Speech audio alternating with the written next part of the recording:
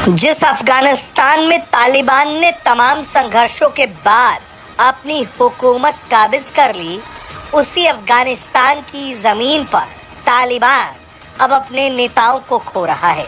दरअसल ये नेता उन हमलों में मारे जा रहे हैं जो तालिबान के दुश्मनों के द्वारा अंजाम दिया जा रहा है। अफगानिस्तान में काबिज तालिबानी शासन को अब तक का सबसे बड़ा झटका लगा है।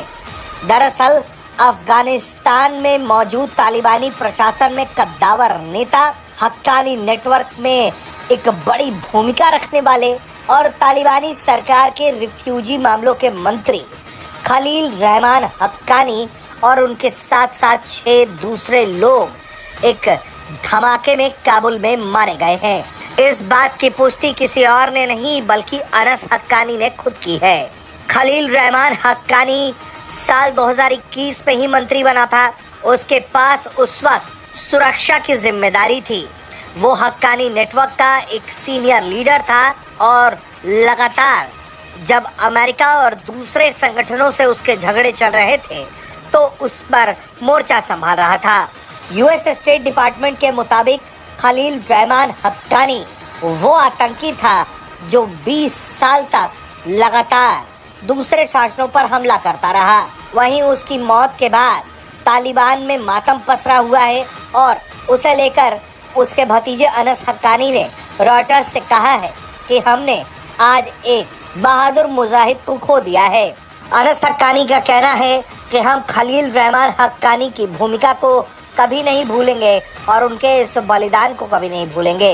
हालांकि इस बात की पुष्टि अभी तक नहीं हो सकी है कि खलील रहमान हक्कानी पर हमला करने वाला कौन सा गुट था और किसने इस हमले की अपने ऊपर जिम्मेदारी ली है।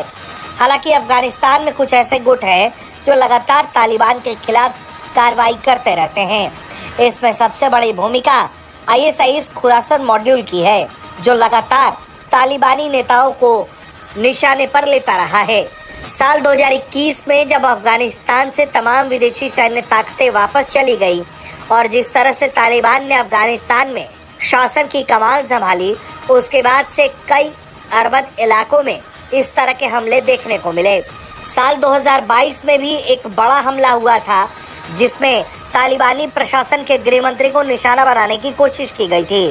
खलील हक्कानी तालिबान का वो नेता था जिसे यूएस के ट्रेजरी ने स्पेशल डेजिग्नेटेड ग्लोबल टेररिस्ट के तौर पर साल 2011 में घोषित किया था और स्टेट डिपार्टमेंट की तरफ से $5 मिलियन का उसके सर पर इनाम भी रखा गया था।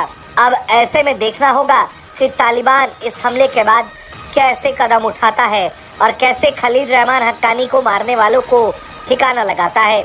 इस पूरे मामले पर तालिबानी प्रशासन ने अपना बयान जारी किया है और उसने कहा है कि खलील रहमान हक्कानी की इस शहादत को वो नहीं भूलेंगे और जिसने भी इन पर हमला किया है उसका बदला लिया जाए।